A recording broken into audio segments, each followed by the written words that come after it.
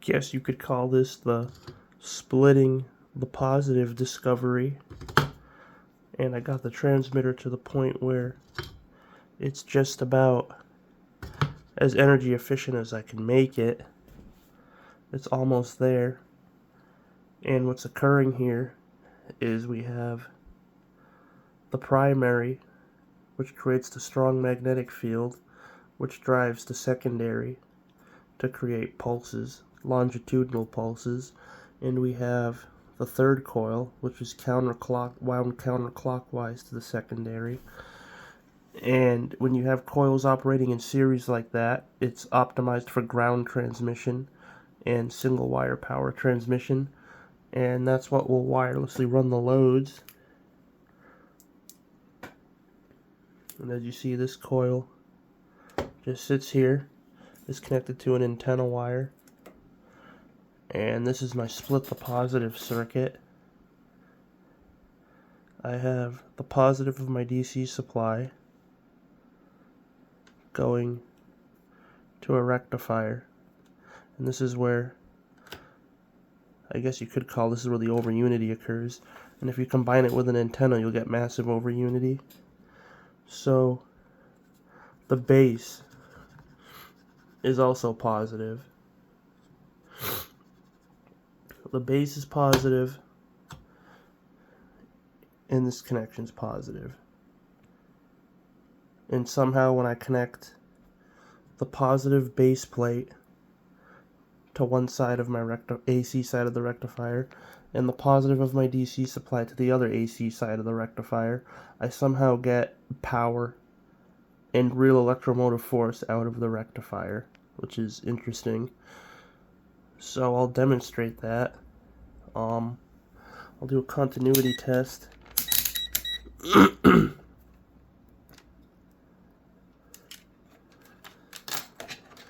Helps if we get it in the right mode. Okay, as you see, that's a short circuit. So I'll take my meter and I'll hold this here. One goes to the base, as you see. Base to this is a short circuit. That should all be the same potential. So I'm powering my rectifier from the base of the transmitter and the positive input of my DC supply. And as you can see, it's just a rectifier with a little capacitor on it to store some power. There really should be an inductor there too, but I'll add that later. It should be in series with the capacitor. As you can see, that's how it's hooked up. Put that right here. Let's hope it doesn't fall. There we go, should be okay. Everyone can see the leads okay. The interesting thing is, I will turn this on. This is what the transmitter runs off of, just my DC supply. I got it very efficient. I turn the transmitter on. As you see, this kicked on just from the antenna. I also have all these wireless lights lit through one wire and wirelessly. This is a ground connection. Goes to my heater. But I do also still get exotic effects when the device is on. I get this interesting transmission. I can touch this to almost anything metal nearby and it will light up.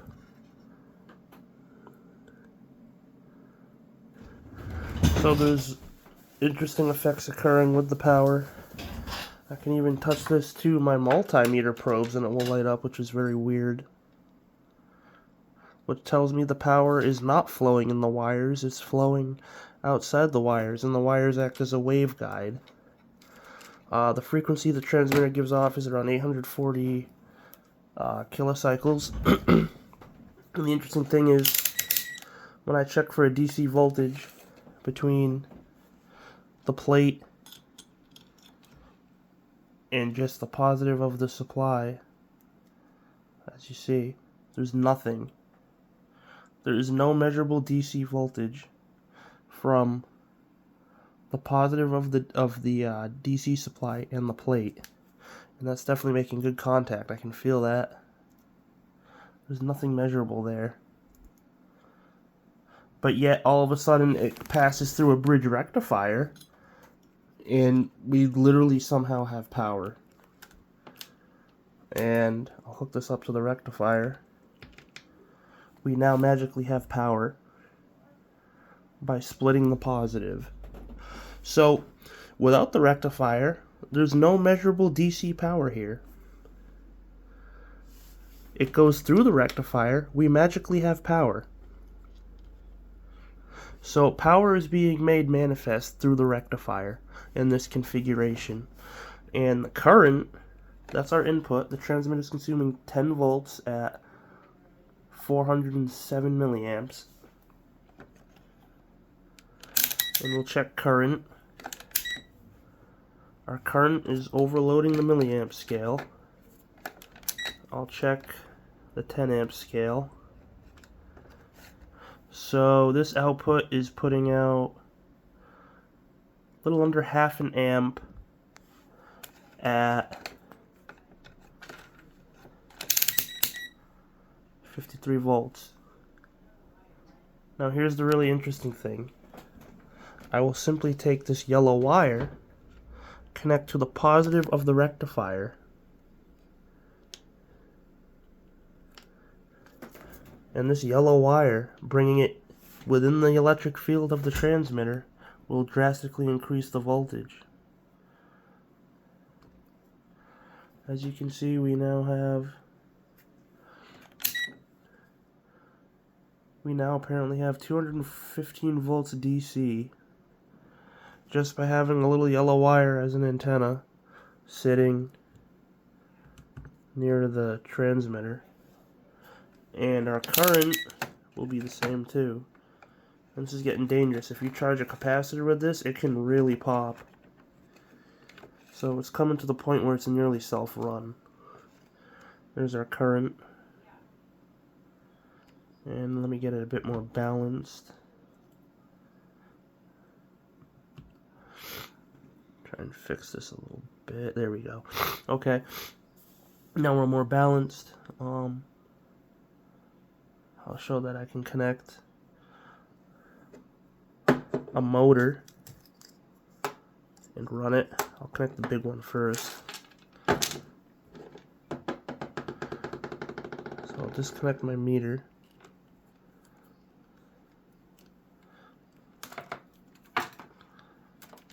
These are the leads that come off the rectifier. As you see, it's literally, the rectifier is connected. The AC side of the rectifier is connected to the positive metal plate and the positive input lead of the DC supply. And somehow that gives us a lot of power. No idea how that works. Something about splitting the positive. So I'll connect my motor, and it will spin.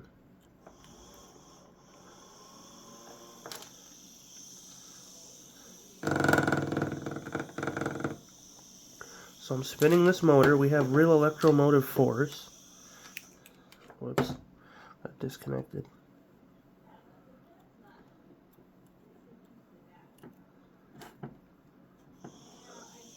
So we have real electromotive force.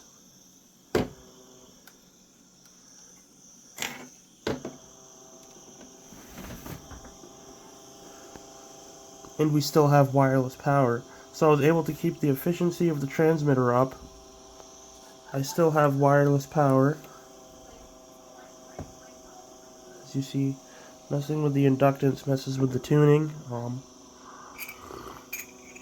And for those who want to know, this is a 120 volt drill motor that came out of a handheld drill.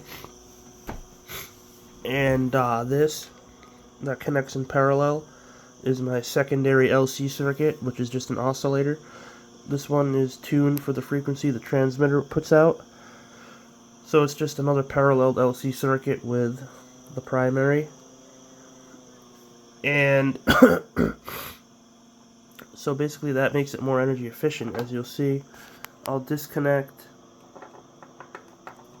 So I disconnected the secondary LC circuit.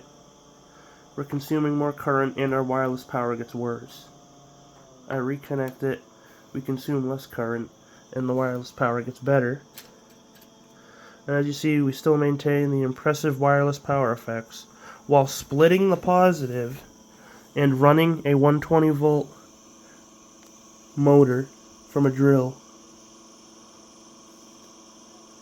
That motor came from an AC drill, so I'm kind of surprised it's running off of AC. Still have the impressive effects. Still lights up, no degradation. Just thought I'd share that effect.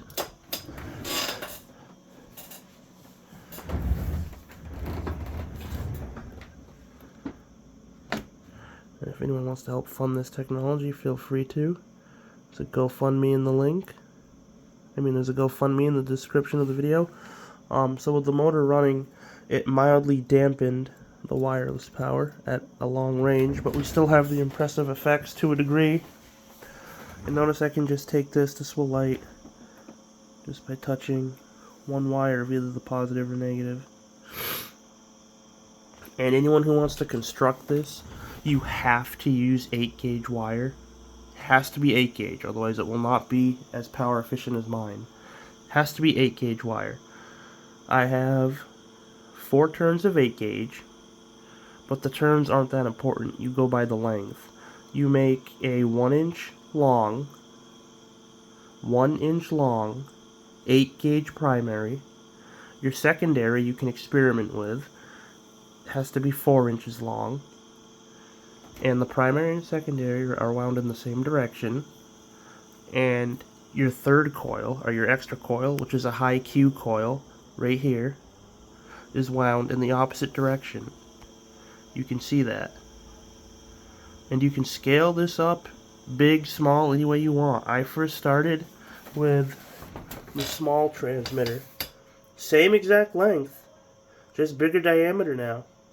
And because I have the bigger diameter, I'm energizing more space around the coil, which creates more energy. Okay, because power flows in the space between the conductors. The conductors are just acting as a boundary condition to bound the medium.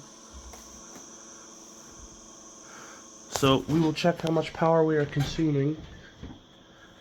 We are consuming a measly 11.3 watts. And we're running a motor. And we still have wireless power. And it will get even brighter if I ground it better, as you see that. I'm just touching it, which makes the grounding better. So this transmitter at the moment has the potential to create unlimited wireless power, have it self-looped, and be a self-sustaining device. And I was heavily researching into this. What's occurring is the transmitter is acting in a type of ground transmission mode, and it's stimulating. You could call it electrons if you want, but electrons are nothing more than 1 unit of dielectric induction. It's like technically saying a gallon of water doesn't exist. It's just a unit of measurement. You can put water in a gallon jug, but the gallon itself doesn't exist. It's just a form of measurement. So what's occurring is this system, which is a modified Slayer circuit, it is stimulating the environment, and the earth is what's running the load. All you need to pay for is the stimulation of the medium, which this transmitter creates. And with that correct stimulation of the medium, the earth is what runs the rest of your loads. And the lower it costs you electrically to stimulate the medium, and the more you can maximize your effect at distant points, the better. So, look how efficient my device is wirelessly. Much more experimenting to do too. So, like I said, it's the parameters upon which you construct this. Modified Slayer circuit. I used an exotic diode here. This is an avalanche diode. I got it from Newark Electronics. It's a 2 kV 2 amp avalanche diode, and it has a negative resistance. And like I said, I got it from Newark Electronics, Newark. And I'll go over again. It's a modified Slayer circuit. This is a 1/2 watt 22K resistor. This is just a diode for polarity protection. You can use any one. This just stops it where if I accidentally hook up the transmitter in reverse, I won't blow anything. I won't blow the transistor. And the transistor is a tip 35C. So it's just your basic modified Slayer circuit. And I'm using an exotic diode, which makes it modified. And I really should be charging a lot of money for what I'm saying and showing.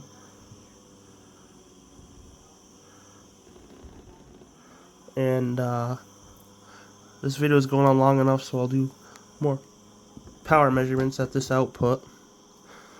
So, like I said, the coil right here, you can construct it on anything. It can be a 1-inch diameter coil, a 2-inch diameter coil, 4-inch, 8-inch. I'd love to construct some bigger ones. Primary has to be 8 gauge. Secondary you can experiment with. And the extra coil is 18 gauge, wound in the opposite direction. So again, I'll sum it up. 8 gauge, 4 turns, 8 gauge. The secondary, my secondary here is 28 gauge.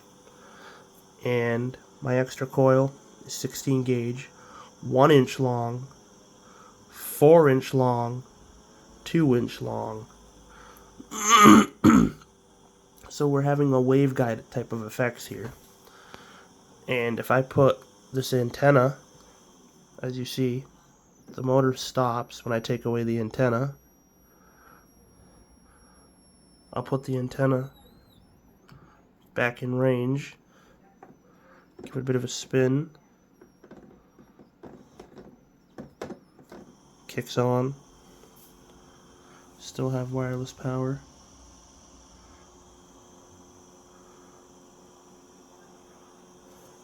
Now I'll connect a light to this, and the motor draws a lot of juice when it's running.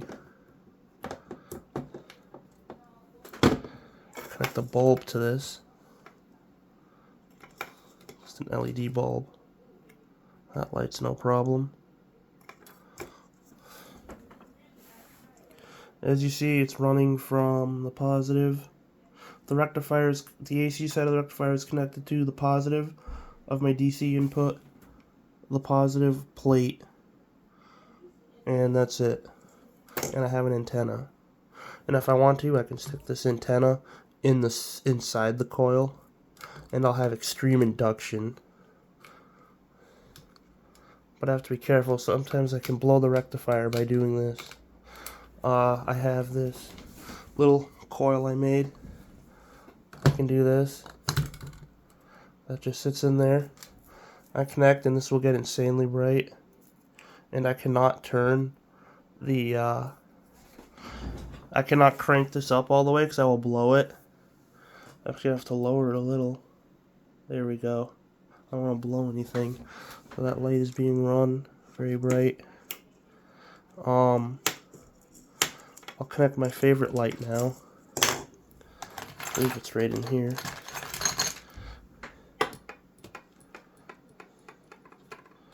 Here's my favorite light. That is ridiculously bright. And I'll get it tuned for extreme energy efficiency. So, I have it tuned for extreme energy efficiency now. Got wireless power running the light. I am consuming less than 6 watts to do that. And I still maintain my magical effects. I will shut the system off. System is off. And after I hit the button, it takes a couple seconds for it to fully shut off because there's some powerful oscillations sloshing back and forth between this primary circuit, this primary LC and the tertiary LC. They're complementary, they work in tandem. So, as you see now, nothing's there. The system is off.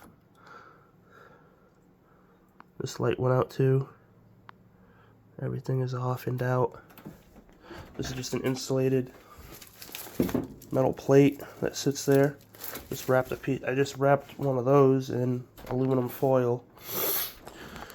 So, like I said, you can tune it by moving this in and out. It's just amps coil. So, as you see, I don't create large spark discharges with my devices. That's not my goal, and that's not how a real Tesla coil works. They're not giant spark machines. They're supposed to be energy efficient wireless power transfer machines that stimulate the Earth's natural electrical field to run your devices and loads. I'm going to tune it for extreme efficiency.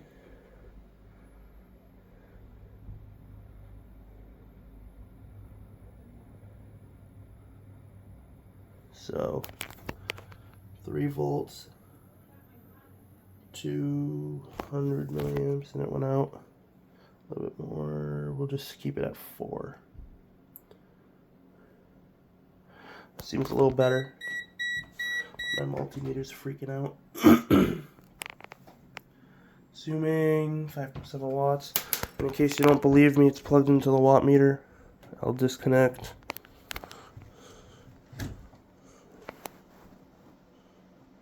Goes out. Not consuming any power. And like I said, as you can see, the system almost wants to self-run itself. It's not even looped yet. And the oscillations in the primary driver circuitry are so efficient that when I unplug it, it runs itself for a few seconds. I'll demonstrate that again. Unplugged, and then it goes out. Plug it back in. So we're back on. There we go. Do some output readings here. So we'll do some output readings on our splitting the positive rectifier. So I will disconnect that bulb. And I believe that that was the key to making over unity. So we have over, hold on. Oh, you know why it went nuts? Because the antenna wire, that coil, is what made it go nuts. The coil that's in here. So we have 400 volts DC at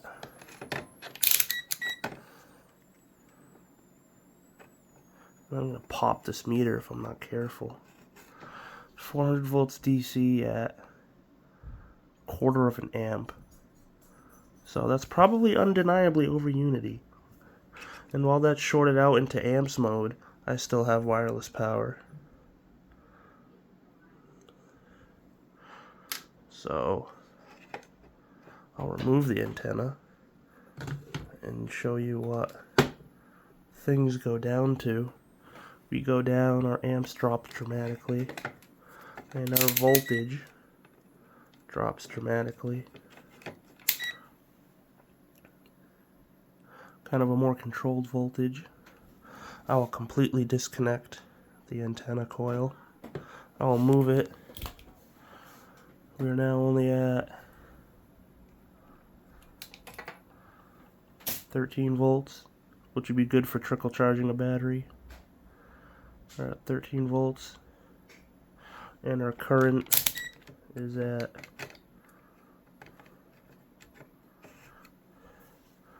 95 milliamps. I think that might be over unity, or very close. And it would absolutely be over unity by attaching the yellow wire again here to the positive and having it in tune and in the right spot within the electric field here. And that would absolutely make it over unity. So you're seeing it right here. As you see, I can crank this voltage and it will go up dramatically.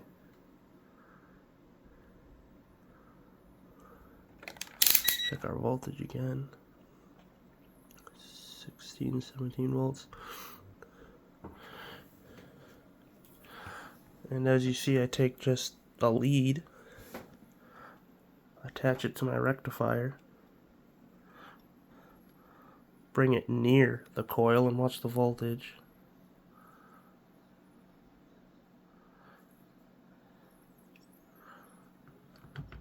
So the definition of a volt is the rate at which magnetism is produced or consumed within an electrical system. So, as you see, we're producing more voltage by doing that. We're producing more magnetism.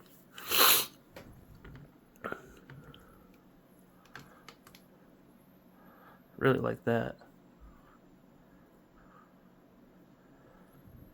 I don't think I demonstrated it running a motor yet.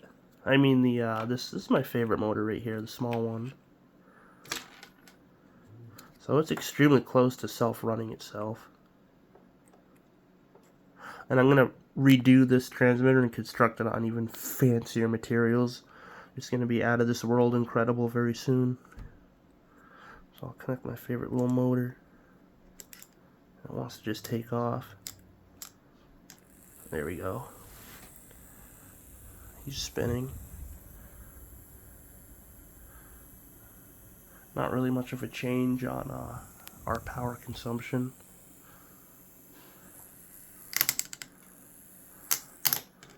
So, disconnect the motor. See, not much of a change at all. Very interesting. I'll run my favorite light bulb again. Get things tuned just right, just by adjustments and movement. And things will be incredible. I have to turn it up to run that bulb.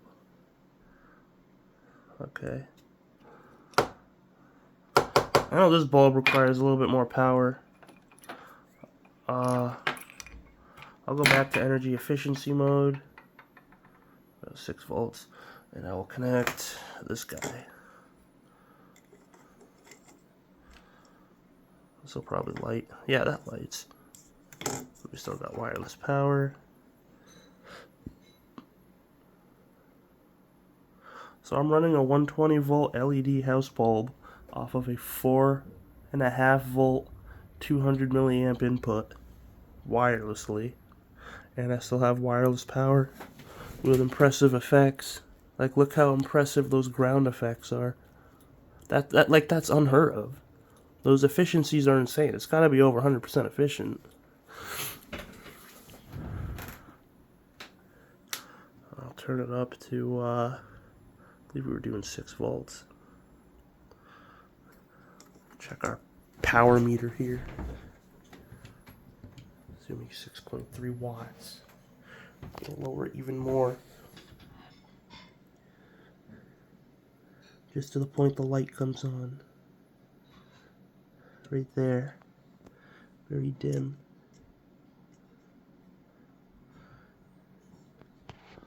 Consuming 4.4 watts. And we're probably consuming even less than that because when the DC supply is on, and just idle, it consumes 2 watts. Now I'll plug the DC supply back in. Bulb comes back on. As you see, I unplug this, it goes out. Plug this back in, comes on. So I'm going to say the transmitter is consuming 2.5 watts. And with that, I have wireless power.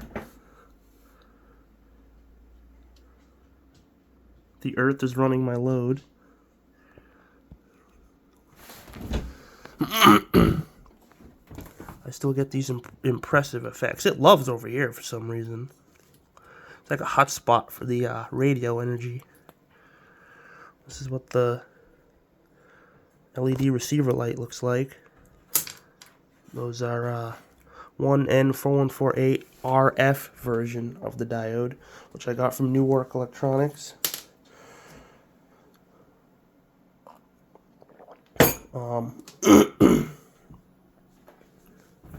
Again, that's how energy efficient we are. And some of my other lights are lit wirelessly too. The really dim ones. Like, I got my whole room rigged to run off of one wire power and wireless power. So I'll shut this. Get it a bit more dark in here. Bit of power over here too. There's hot spots where the energy will accumulate. Nothing over here.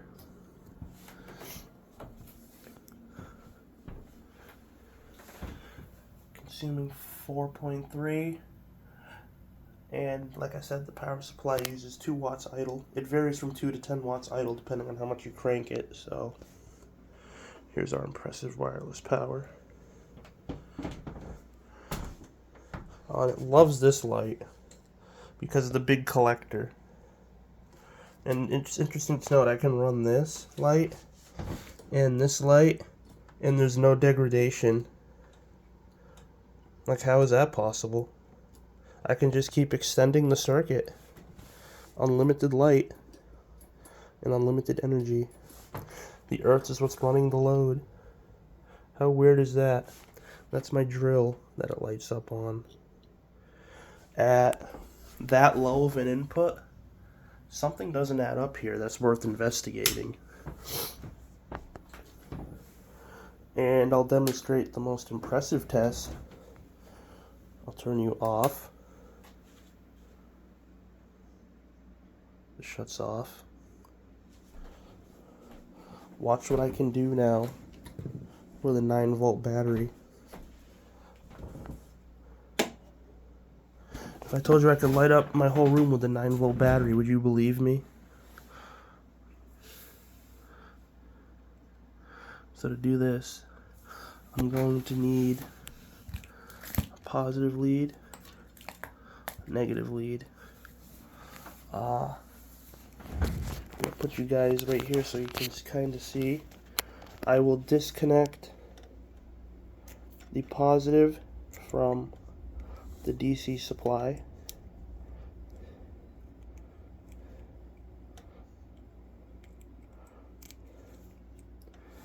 I need the negative here because I need to keep the negative connected because the negative is bonded with the earth ground and what causes the effects. So as you see, the positive of the DC supply is disconnected and the DC supply is off.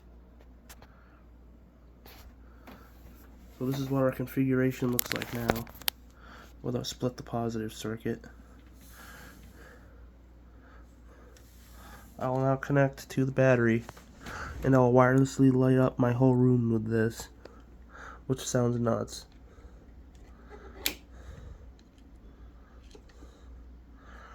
So here we go.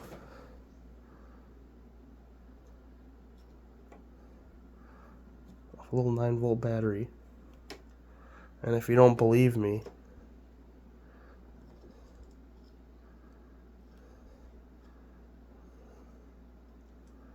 off a 9-volt battery, still got wireless power, running a 120-volt bulb. And in case you guys want to know what happens when I disconnect the ground from the negative supply, this is what happens. You need to ground it, otherwise those effects won't occur. So I guess it's kind of a Don Smith similarity. Like I said, power supply is off, consuming 0 watts. I'll shut my light off so you can see everything that's illuminated. Almost all the lights lit wirelessly.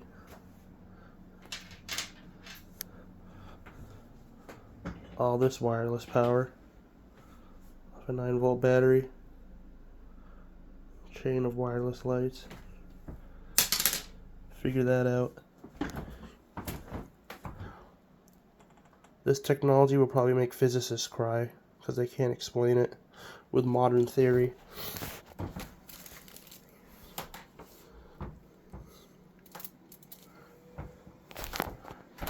Take a fluorescent tube, show that we still have a pretty powerful electric field, or in this case a dielectric field, all off a 9-volt battery.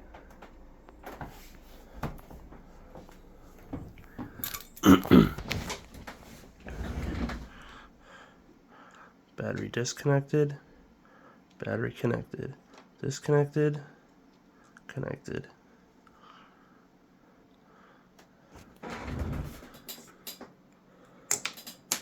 Oops, he's dropping stuff, I'm telling you. I don't even know where that went. Okay, I found it.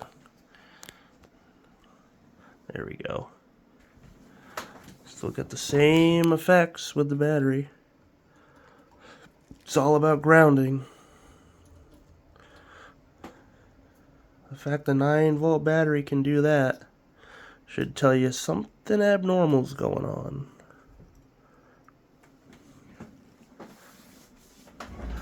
I'll turn my light on. Normal light back on. We're not consuming any power because it's shut off. As you see, there's absolutely nothing under the desk. And there's inside the transmitter. This is just the antenna. As you see, the light goes out when I take it away. It's just an antenna.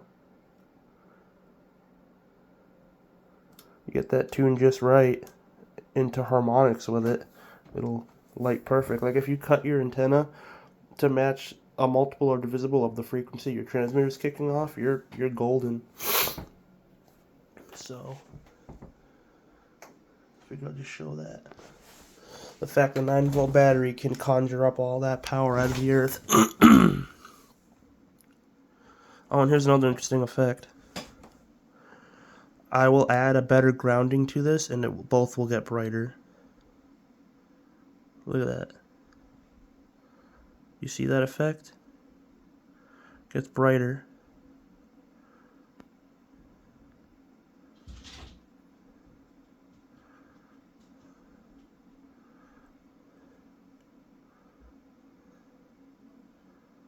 Very impressive.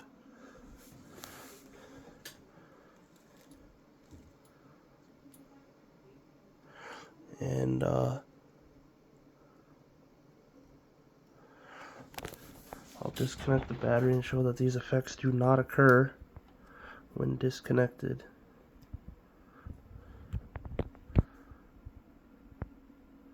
Nothing.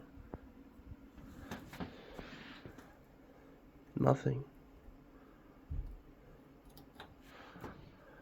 Nothing. The stimulation of the medium has not occurred, or it has ceased because the transmitter is disconnected. Connected. Comes back on. Notice how it glows just bringing it near the wire, because the power is existing outside the wire.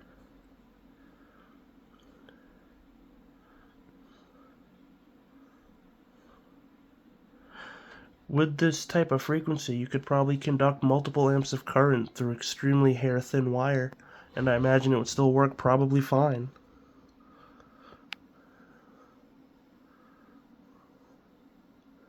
And when I do this, that 120-volt bulb gets brighter too. So there's definitely a grounding effect occurring. This video's gone on long enough, so... Oh, this is the most funniest effect. I'm collecting different rocks that supposedly give off energy, because I'm going to be building an advanced crystal radio soon. And look at this. This light will light when just contacting the water bucket, and I don't get zapped or anything because it's ultra high frequency. Just bucket of water, soapy water, cleaning the rocks in it. And look at this. How incredible is that? Bet that'll stump a few people.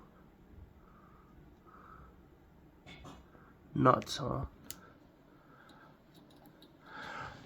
And bet you're leaving light up on my metal. Oh my god, that's too funny.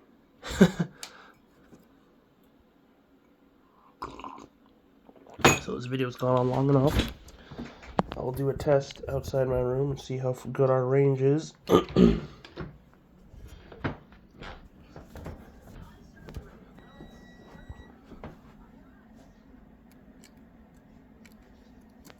Lights up here dimly. Not much. We'll check the grounded heater. Likes that. Dimly lights.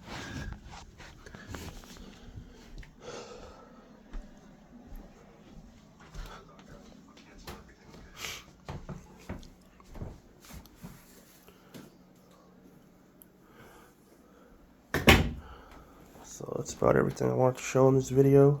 I'll disconnect the battery.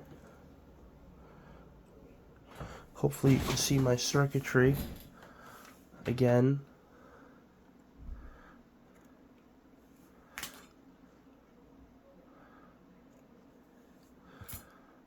I'm gonna have to put you down again while I connect to the DC supply to show you my exact setup for people that want to duplicate it.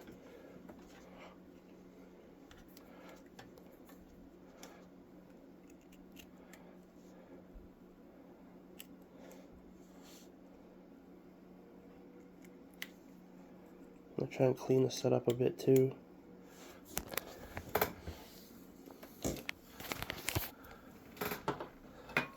Clean a few things up as well. I'm gonna remove the antenna. That way it's simpler. Some stuff out of the way. Okay, so as you can see, here's my setup.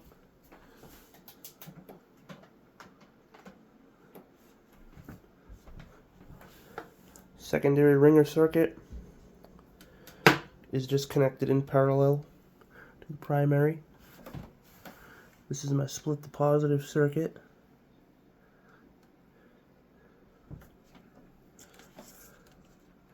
That's my split the positive circuit.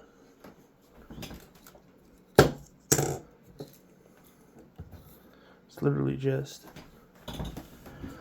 the AC side of the rectifier goes positive plate, positive with a DC supply, and that's literally it.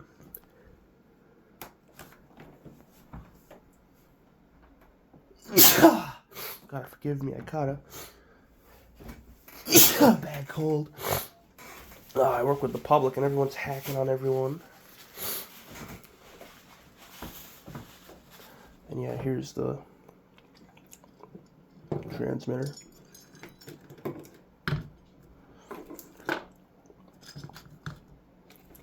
Again, split the positive circuit. Who you talking to?